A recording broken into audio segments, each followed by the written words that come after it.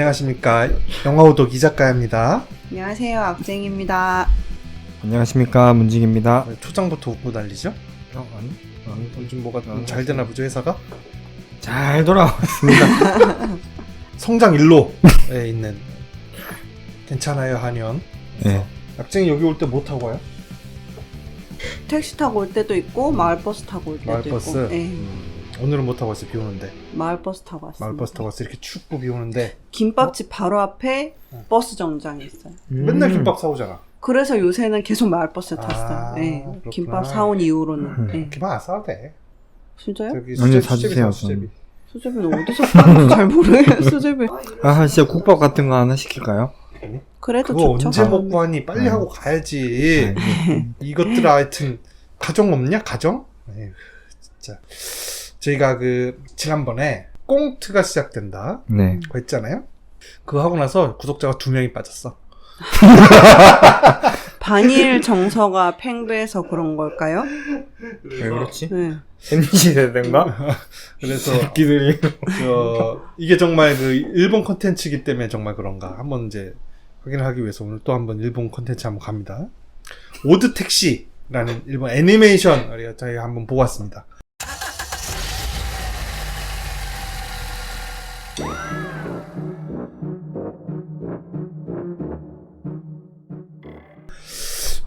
이거 상당히 대단한 드라마인데, 예.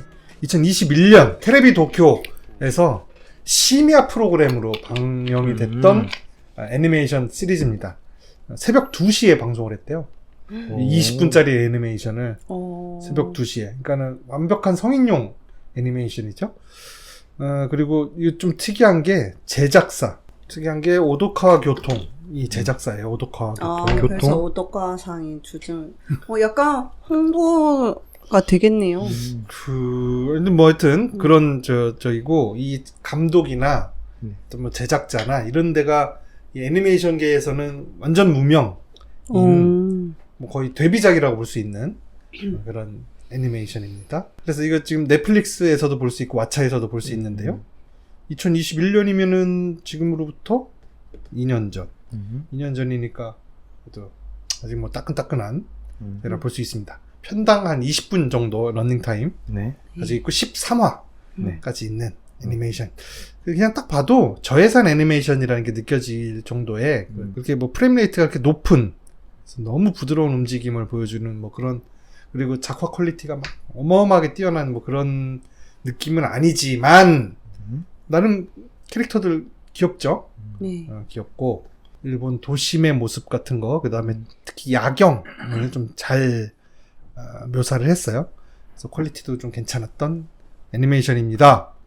이게 일본에서는 새벽 시간대에 방영이 된 까닭에 그렇게 크게 화제는 되지 않았대요.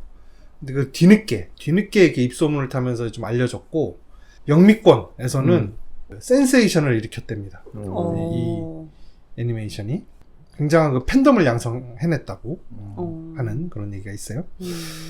내용은 겉보기에는 서로 별개로 보이는 등장인물들이 하나의 사건으로 이렇게 연결되는 그런 이야기 구조를 갖고 있습니다. 그래서 야쿠자, 아이돌, 일반인들 사이에서 벌어지는 범죄 음모에 본의 아니게 얽히게 된 택시기사의 이야기입니다. 배경은 현대 도쿄. 등장인물이 엄청 많아요. 10손가락도 모질라 등장인물들이. 당연히 얼굴만 비추고 나가는 이런 사람 말고 일정 분량을 가지고 일정 대사가 있는 등장인물들이 진짜 너무 많아요. 그래서 어떻게 이게 잠깐 한눈을 팔면 중간에 길을 잃는단 말이에요. 그럼 그 다음부터 재미가 없어져. 약쟁이가 4회까지 보다가 길을 잃었죠. 한 6, 7 정도에 한 번 졸았더니 길을 약간 잃을 뻔했어요. 이게 뭐라는 거야? 이게 마치 그러니까 이거를 애니메이션이지만 실사에 비교를 하자면 왕자의 게임 같다 할 수 있어요. 주인공이 딱 여기는 뭐 이제 오토가와라는 택시 기사가 뭐 주인공으로 나오지만 그 외에 다른 사람, 한 가지 사건을 가지고 다른 사람들의 시점에서 벌어지는 이야기들이 계속해서 나오거든요. 그런 면에서 이제 왕좌의 게임 같이 하나의 그 권좌를 움켜쥐기 위한 하나의 사건을 여러 세력들의 입장에서 보여주잖아요.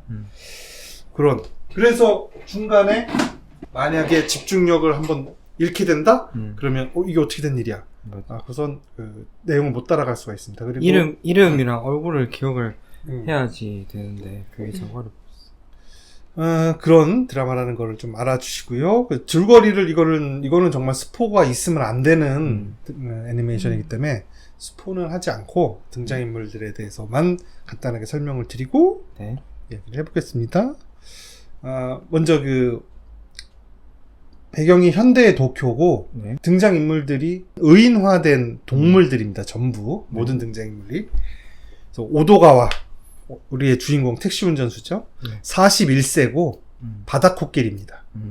그 일본인들의 표현에 따르면 어떻게 보더라도 작은 모자를 항상 쓰고 다니는 택시 기사래요. 바다코끼리이기 때문에 이제 뚱뚱한 모습으로 나오거든요. 근데 거기에 그래서 머리도 약간 무슨 골무 같이 생겼어. 머리 목도 없고 골무처럼 생긴 머리 위에 손톱보다 작은 야구 모자를 항상 이렇게 얹혀놓고 다니는 그런 중년의 택시 기사입니다. 혼자 살고 독신이고요. 말이 별로 없고 사교적이지도 않은 그런 사람입니다. 어릴 때 부모님들이 집을 나간 이후에 그 자선단체의 지원으로 성장하게 됩니다. 5살 때부터 혼자 컸다고 하죠. 그리고 이후에 성인이 된 이후에는 택시기사가 되어서 자기가 어릴 때부터 신세지고 있던 그 집, 자선단체에서 월세를 대신 내줬던 그 집에서 여전히 혼자 살고 있습니다. 벽장 속에 누군가를 숨겨놓고 대화를 나누고 있어요. 근데 누군지는 모르겠어요, 그 사람. 그 벽장 속에 있는 게. 그리고 불면증과 지병으로 뇌질환으로 추정되는 어떤 질환으로 통원 치료를 받고 있습니다. 한 가지 뛰어난 능력이 있는데 사람을 한 번 보면 그 사람이 아무리 많은 대중들 사이에 섞여 있어도 구분해낼 수 있는 능력을 갖고 있어요. 찾아낼 수 있는 능력. 그러니까 윌리를 찾아라. 원리인가요? 윌리인가요? 원리. 원리를 찾아라 이런 거 엄청 잘하는 사람이라고 볼 수 있죠. 그리고 행방불명된 여고생이 있는데 그 여고생을 행방불명 직전에 택시에 태운 일을 계기로 어떤 사건에 휘말리게 됩니다. 오도가와. 그 다음에 카키하나. 역시 41세 흰손 긴팔 원숭이입니다. 이 오도가와의 불알 친구예요. 공사장이나 이런 데서 일용직으로 근근히 사는 노총각입니다. 결혼시장에서 자신과 같은 타입의 사람은 경쟁력이 없다라는 것은 알고 있으나 결혼에 대한 갈망이 있어서 데이팅 앱에 사활을 걸고 있죠. 데이팅 앱에다가 가짜 프로필을 올려요. 연봉이 2억 원, 2천만 엔인 걸로 올려놓죠. 그거를 오도가와가 보고는 이거 너무 심한 거 아니요? 하면서 뭐라고 하지만 뜻을 굽히지 않습니다. 그 가짜 프로필을 보고 메시지를 보낸 18세 여성. 18세면은 일본에서는 뭐 성인 우리 20살 18세 여성의 메시지를 받고는 그 여자를 부자 행세를 하면서 만나게 되죠. 근데 부자 행세 그냥 할 수 없으니까 막 사채까지 써가면서 만나게 됩니다. 이러다가 이 카키하나도 어떤 사건에 휘말리게 됩니다. 그 다음에 고리키 역시 41세고 고릴라입니다. 개인병원 의사고요. 오도가와의 주치입니다. 오도가와와 카키하나와는 친구 사이예요. 어른이 되고 나서 친구가 된 사이입니다. 병원 운영 중에 주요 약품들의 재고를 도난당해서 잠시 병원 운영을 중단합니다. 중요한 약품들이라 그게 숫자가 안 맞으면 병원에도 책임이 있는 건가 보죠? 네. 여기도 그런 약품 있나요?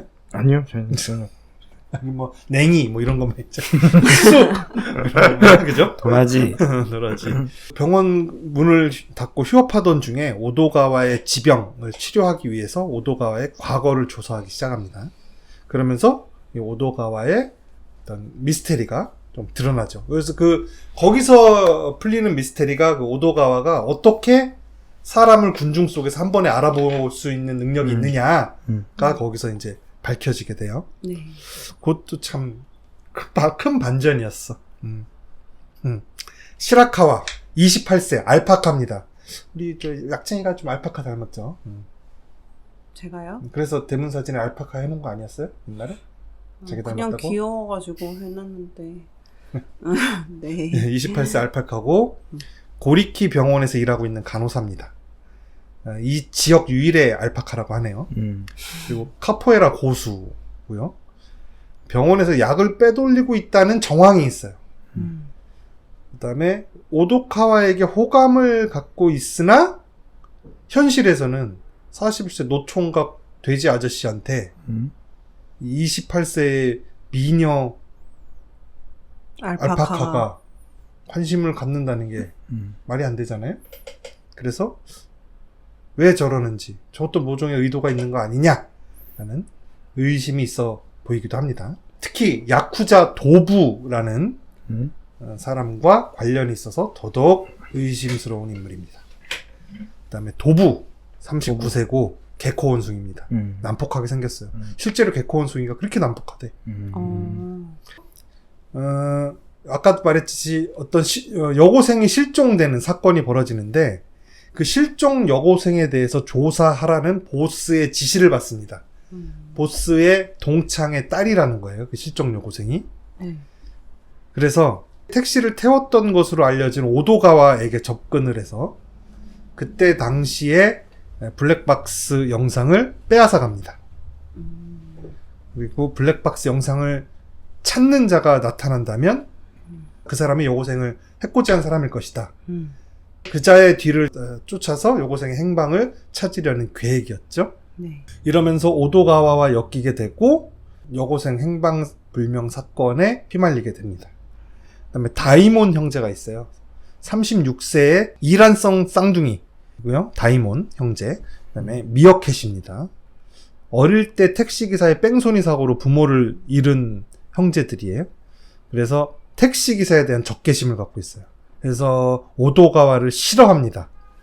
그리고 세상에서 악을 물리치겠다는 사명감으로 경찰에 추신하게 되죠. 형 켄시로는 오도가와가 여고생 납치범일 것으로 의심하고 있어요. 그리고 경찰이면서도 이 조폭 도부와 모종의 관계를 맺고 있습니다. 그 다음에 동생 코시로는 정의감으로 똘똘 뭉친 경찰인데 형에 대해서 맹신하고 있습니다. 형이 의심스러운 어떤 정황이 있는데 오도가와가 형의 그 의심스러운 정황을 지적하니까 처음엔 코시로가 정말 왜 그러지? 하지만 형이 아니야 저 택시기사가 하는 말을 어떻게 믿어? 라고 하는 한마디에 형의 말을 믿어버리죠. 그런 사람인데 나중에 여고생 납치 사건에 얽힌 또 다른 한쪽 축인 다른 야쿠자들의 10억 강탈 사건에 같이 엮이게 되는 그런 형사들입니다. 경찰들입니다. 그 다음에 미스테리 키스라는 아이돌 그룹이 있어요. 이 아이돌 그룹의 3인조 여성 아이돌 그룹이고요. 오도가와가 이 3인조 여성 아이돌 그룹이 출퇴근하는 거를 몇 번 태워주게 돼요. 그러면서 여고생 실종 사건의 어떤 실마리를 잡게 되고 또 아까 말했던 그 오도가와의 불알 친구 카키하나 원숭이 힘서울 긴팔 원숭이와의 어떤 사건에도 이 3인조 미스테리 키스 아이돌이 연관되게 됩니다. 그 다음에 그들을 관리하는 야마모토라는 매니저가 있고요. 이 미스터리 키스를 띄우기 위해서 열정적으로 일하는 매니저. 이 매니저는 여우. 미스테리 키스는 메인 보컬은 푸들, 나머지 둘은 고양이. 이렇게 구성되어 있습니다. 그리고 이마이 20대 스컹크인데요. 미스테리 키스의 팬이자 캬바레의 종업원이고요. 오도가와의 택시에 우연히 탔다가 오도가와가 그냥 랜덤으로 찍어준 번호를 가지고 로또를 샀는데 10억 엔에 당첨됩니다. 이것으로 인해 그 야쿠자들의 표적이 되는 어떤 그 일에 휘말리게 되죠. 그 다음에 야노는 야쿠자 도부와 같은 조직의 도부의 후배입니다. 27세고 호저랍니다. 호저. 고슴도치 같은 거. 호저. 말을 랩으로 하는 좀 이상한 캐릭터예요. 나는 이 애니메이션이 다 좋았는데 얘의 랩만은 못 들어주겠더라 진짜. 저는 그 랩이 들어간 이유가 뭘까 생각했을 때 작가가 자기가 라임을 맞추는데 꽤 재능이 있다는 거를 약간 티내고 싶어서 그러니까 자기의 재능을 하나 끼워놓은 느낌이었어요. 재미가 있는 게 아니라 뭔가 그냥 나 이것도 할 줄 알아 하는 느낌이. 그런 느낌이 좀 있었어요. 근데 실제로 저 성우를 래퍼가 맡았어요.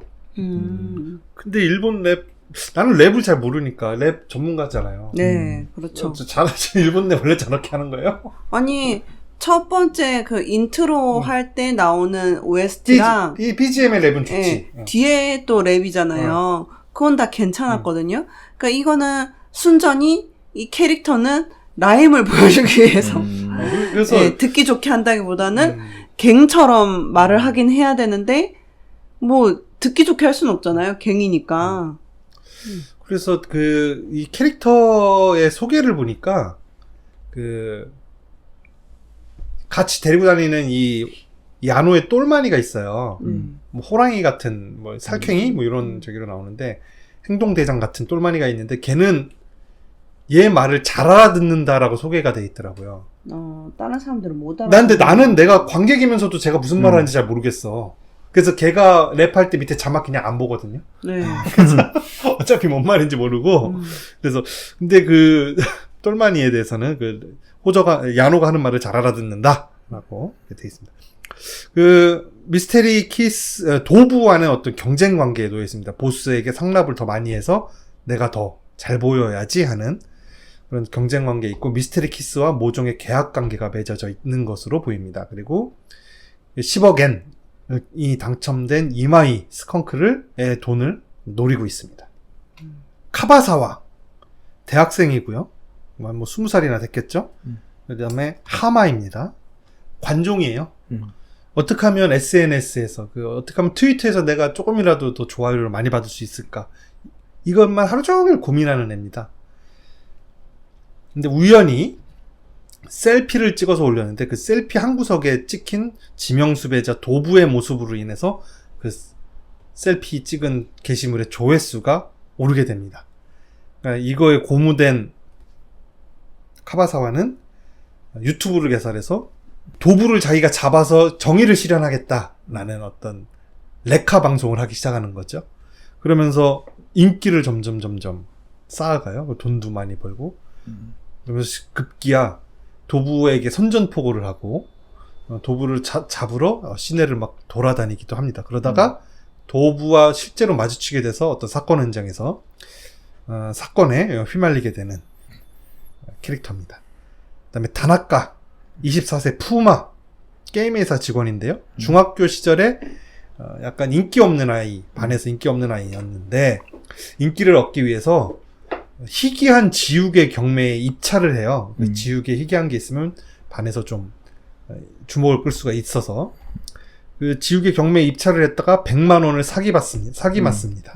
그리고 아버지한테도 뒤지게 맞고 아버지 카드로 몰래 긁었으니까 그런 가슴 아픈 상처를 가지고 성장을 해서 게임 회사에 다니고 있었는데, 그 게임 회사에 다니면서 다른 경쟁사의 게임을 연구하기 위해서 즐겨 하던 주덴이라는 모바일 게임에서 랭킹 1위가 어릴 때 자기한테 지우개 사기를 쳤던 그자와 아이디가 같다는 것을 발견하고 흑화됩니다. 랭킹 1위를 잡으러 다니는 어떤 좀비가 되는 캐릭터예요. 그 다음에 쿠로다 50대의 말레이 맥입니다. 오도가와가 자주 가는 적도 사우나라는 게 있어요. 사우나 이름도 웃기죠. 적도 사우나에 가면 맨날 거기 사우나 하고 있는 문신충 아저씨가 있어요. 이 아저씨도 모종의 이 사건의 이 뒤에 계신 분이고요. 이런 캐릭터들이 다 이제 관련이 없어 보이는 사람들이고 다 따로따로 그 사건들이 벌어지거든요. 이게 마지막 한 12, 13화 정도 가면 싹 한 군데로 모이면서 다 한 사건에 얽히게 되는 아주 조형미가 뛰어난 드라마라고 할 수 있습니다. 어떻게 보셨습니까? 솔직히 재미없. 왕자의 게임 재밌었습니까? 재미없었어요? 왕자의 게임은 재밌었어요. 이건 왜 재미없어? 진짜 이게 집중을 해서 봐야 되는 거더라고요. 약쟁이도 재미없었어요? 저 재밌게 보긴 했어요. 네, 재밌게 봤어요. 재밌게 봤어요? 네. 재밌게 봤는데, 이거 이해한 만큼 재밌는 거야. 이거 이해한 만큼. 네, 재밌게 봤는데 조금 이제 졸린 때가 있어서 그건 제 체력 문제. 옛날에도 이런 얘기 한 적이 있는 이건 제 체력 문제지 이 드라마의 문제는 아니고 그냥 재밌게 봤어요. 그리고 어쨌든 마지막 화에서 막 정리를 한번 슈르륵 해주잖아요. 그때 갑자기 더 재밌어지더라고요. 뭔가 해소되는 기분?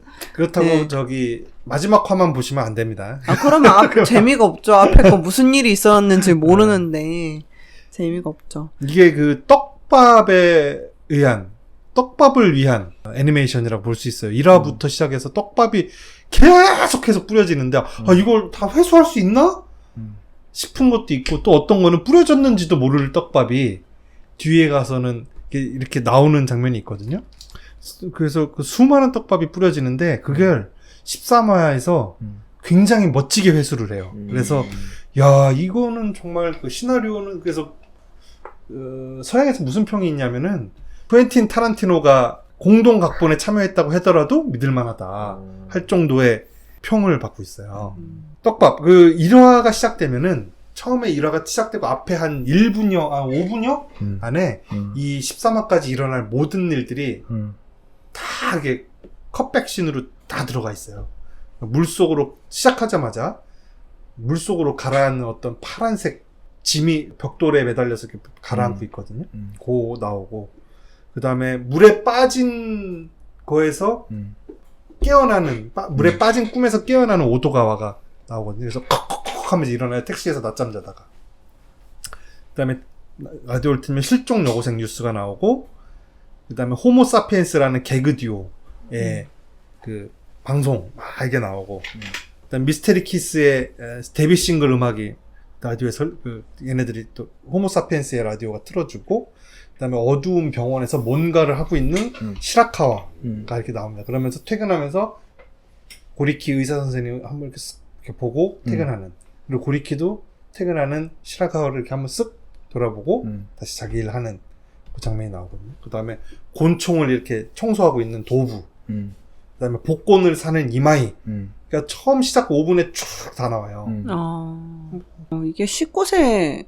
새벽 2시 새벽 2시인 거는 그렇다 치지만 19세인지는 몰랐네요. 이거 등급 자체가 왜지? 왜냐면 시체 훼손을 하잖아요. 그리고 그래서요? 피가 나오고 이빨 빠지는 그 장면도 나와요. 두드려 맞아서 이빨 빠지죠. 그러면 19세인 거예요? 그렇구나. 아유 저기 뭐 그런 거 나오잖아. 그런 거. 아무튼 그래서 그거를 정말 잘 회수한다. 그러니까 떡밥 회수에 대한 무책임하게 막 늘어놓고 저기 떡밥으로 막 풀어만 놓고 회수 안 하는 그 새끼 누구야 그거 식스센스 그 새끼. 나이트 샤말란. M 나이트 샤말란처럼 그냥 늘어만 놓고 회수 하나도 안 하고 그런 게 아니라 거의 놓친 게 없어. 거의 놓친 게 없이 회수를 되게 잘했고 이 복잡한 이런 이 드라마는 줄거리가 난잡해지기 쉽거든요. 근데 줄거리 난잡하지 않게 이 사람들의 이야기를 다 정리해서 하나로 이렇게 싹 엮어내는 그 솜씨가 아주 일품입니다. 일품. 물에 팍 빠지죠? 여기서 저 시체에. 저 이거 그냥 한 두 번째 완주는 못했는데 두 번째 보니까 이렇게 새로 보이는 게 있긴 하더라고요. 시나리오가 이게 이렇게까지 시나리오를 잘 쓸 일인가 싶은 느낌이 들 정도로 너무 재밌다 라고 할 수 있어요. 이해 안 되는 거 있습니까? 이해 안 되는 거 이해 안 되는 거 많을 텐데 많은데 알파카가 갑자기 나타나는 경우 있잖아요. 그 장면하고 네. 그러니까 여기서 지금 해소가 안 되는 장면이 딱 두 장면이 있어요. 네. 오도카와가 위기를 겪는데 거기서 알파카가 갑자기 나타나서 구해준단 말이죠. 네. 왜 그 여자가 거기 나타났는가? 그거 하나는 설명이 안 되고 또 하나는 오도카와의 거기 나타났다는 게 어디 물속이에요? 아니 저기 외딴 목 곳에 졸리는 가가지고 네. 목 졸려서 여우가 목 졸리죠 매니저가 포크레인 앞에서. 네. 근데 거기 알파카가 나타나서 창문 깨고 구해주잖아요. 그건 들어가서요? 아니야 중간에 마지막 화 말고 중간에 그 장면 하나. 그 다음에 그 오도카와의 택시를 탄 소녀가 오도카와의 택시에다가 핸드폰을 숨기는 장면이 그거 왜 있거든요. 숨기는? 네. 그거는 그 푸마 다나카 네. 그 푸마가 이 오도카와의 시킨. 택시를 미행하기 위해서 위치 추적하려고 그걸 넣어놓은 건데, 그럼 그 소녀는 그걸 왜 도와주냐 이거지. 그 장면은 설명이 안 돼 있어요. 근데 이제 그게 이 유튜브에 이거에 대한 그 사이 이야기를 오디오북으로 올려놓은 게 있대요. 네. 그러니까 라디오로. 영상은 없고 라디오 드라마로. 근데 자막이 없으니까 우리는 볼 수가 없지만 거기서는 설명이 되는지 모르겠어. 근데 어쨌든 이 지금 TV 드라마 요 상에서는 딱 그 두 가지, 알파카가 어떻게 나타났냐, 그 다음에 그 핸드폰은 그 소녀가 택시에다 왜 숨겨줬냐, 그 두 가지는 설명이 안 돼. 그 외에는 모든 게 다 막 딱딱 맞아 들어가고 뒤로 막 무릎을 탁 치고 막 맞바가 탁 치고 무릎을 탁 치고 번갈아 가면서 탁탁 치게 된다니까.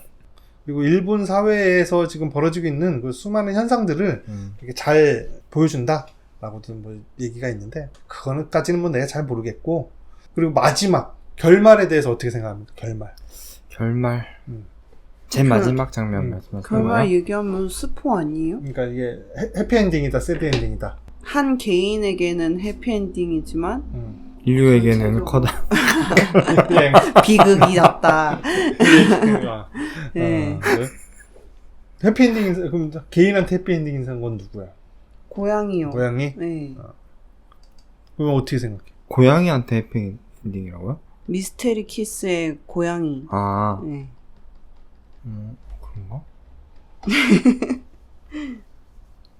그런가? 결말. 우와, 너. 결말은 나는 새드엔딩이야, 새드엔딩. 좀 씁쓸한. 그렇죠. 는 죽는 거야. 응? 죽는 거라고. 죽는다고요? 네. 이거 봐. 니들 이거 정신 안 차리고 보니까 내용을 하나도 모르는 거 아니냐. 아니, 이 자식들아. 정신을 차리고 끝났죠, 맞아. 그리고 씩 웃으면서 끝난다고. 근데 저는 그걸 죽일 거라고까지는 생각 안 했네요. 그냥 약간 뭐라고 해야 되지? 아무튼 그래서 떡밥이 이게 어마어마하게 뿌려놨지만 그 떡밥 회수가 다 되게 잘 되고. 그래서 마지막 화가 제일 재밌었어요. 그 다음에 이 오도카와가 어째서 사람을 이렇게 잘 실루엣만 보고도 다 구분하는가에 대한 것도 굉장히 설득력 있게 그 떡밥이 회수가 설명이 됩니다.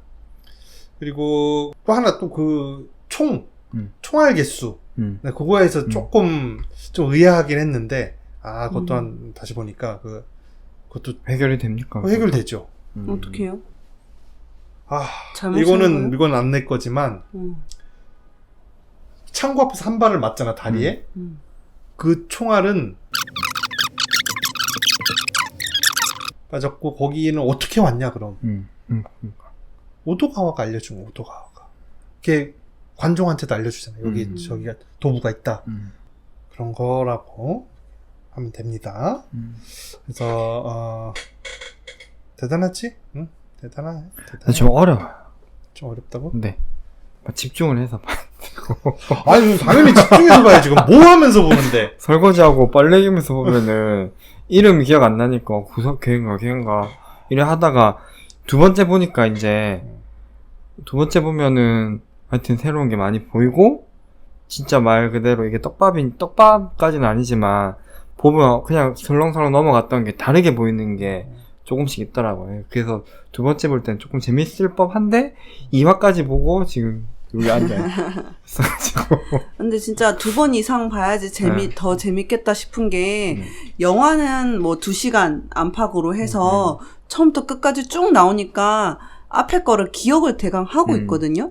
근데 이런 시리즈물 같은 경우는 우리가 13편이나 되는데, 아무리 한 편에 20분이라지만 13편을 연속해서 하루에 다 보는 게 아니라 뭐 오늘 몇 편 보고 또 내일 몇 편 보고 하다 보니까 앞에 봤던 게 100% 기억은 안 나잖아요. 아니, 4시간밖에 안 걸리는데 왜 하루에 다 못 봐? 아니, 하루에 4시간짜리 영화 하루에 못 보지. 4시간짜리 영화를 그렇게 욕해놓고. 아니, 뭐, 욕은 하지만 보려면 보지. 그러니까 보려면 보는데 이 드라마가 원래 4시간에 연달아 보라고 만들어 놓은 게 아니잖아요. 드라마 자체가 그렇죠. 연달아서 보세요 하고 만든 게 아니잖아요. 원래 오펜하이머도 3시간. 그래서 어쨌든 간에 이게 그럼 차라리 4시간짜리 영화로 만들든지 그러면 안 보지, 사람들이. 그렇잖아요. 그래서 20분씩 이렇게 해가지고 이제 보다 보니까 앞에 게 기억이 안 나는 부분들이 조금씩 생길 수밖에 없잖아요. 인간의 기억에 한계가 있으니까.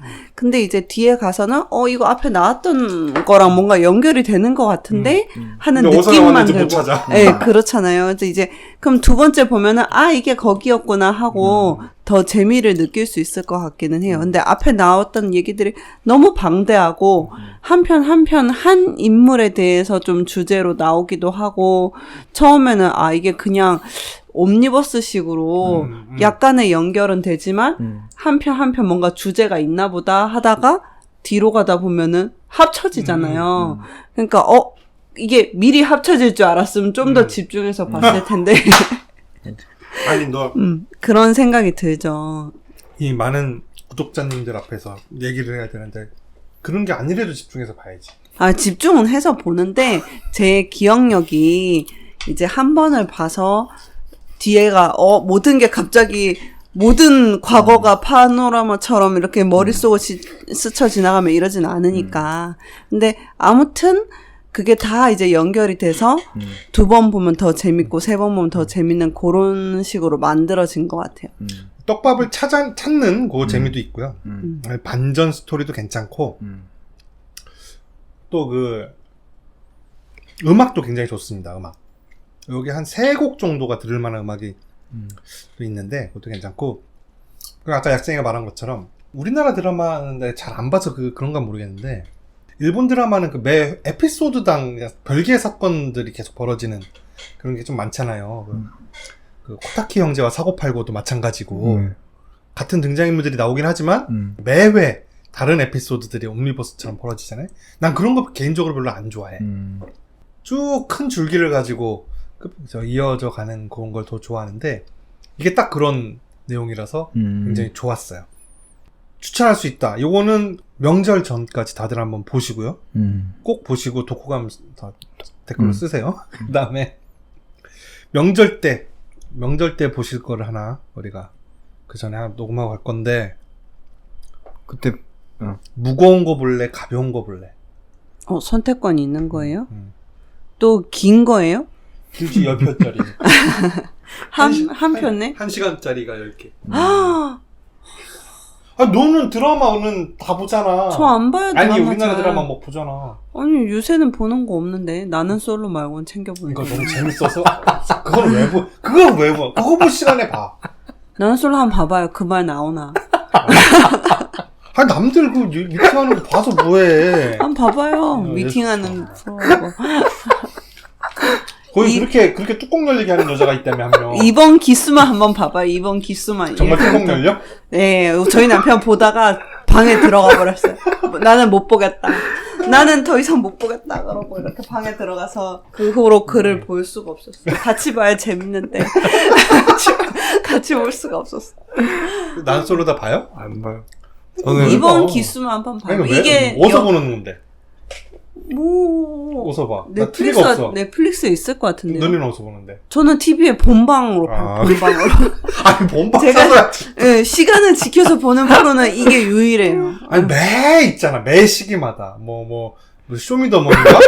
그거 있고. 매시기 하나씩은 있을 수 있죠. 그렇게 매시기 하나 그러면 정도는. 요번 시기에 그걸 삼아. 그거 요번에 이거요? 정하는 그러면 이제 거. 열흘 동안 이렇게 봐야 그러니까. 돼요. 그렇게 한번 해볼게요. 무거운 거 볼래? 가벼운 거 볼래? 저는 가벼운 거 되게 좋습니다. 가벼운 거. 네. 가벼운 거. 근데 무거운 게 더 시의성이 있는데. 그거 봐요. 다 정해놓고. 정해놓고 볼게요. 뭘 답정론에 답정론. 무거운 건데 진짜 얼마나 무겁냐면 요 가슴에 돌덩이를 이렇게 얹어놓고 있는 거 같은 거. 나는 솔로 같은 거. 근데 나는 솔로는 일주일에 한 번씩 보는 건데 시간 맞춰서. 나는 솔로는 내가 안 봐서 모르겠지만 우라통이 터지는 것 같을 거야 아마. 이번 기술만 한번 봐봐요. 그 우라통 터지는 거잖아. 네, 그런 아직 안 종류잖아. 끝났어. 뭐 슬픈 거예요? 이거는 너무 이 거대한 고통을 이 세상에 있는 이 고통을 어떻게 할 수 있을까? 어떻게 뭘 해요? 어떻게 해야 될까 이거를 니들이 이 사회에 대해서 조금이라도 공공성을 갖고 있다면 그런 것 때문에 막 가슴이 짓눌려 올 거야. 그러니까. 알겠습니다. 그럼 도전. 무거운 거? 도전. 무거운 거 한번 갑니까? 네. 그 추석 때니까 가벼운 거 가시죠. 가족들끼리 또 보고 얘기해야 되는데 명절에. 아니 왜 했는데 2개 다 일단 제목 하나, 추석 제목은 2개 다 알려. 전에 하는 거잖아요. 다음 주 다음 주니까. 그러니까 명절 때 우리 명절 때 보시려면은 가벼운 거 보고. 그래?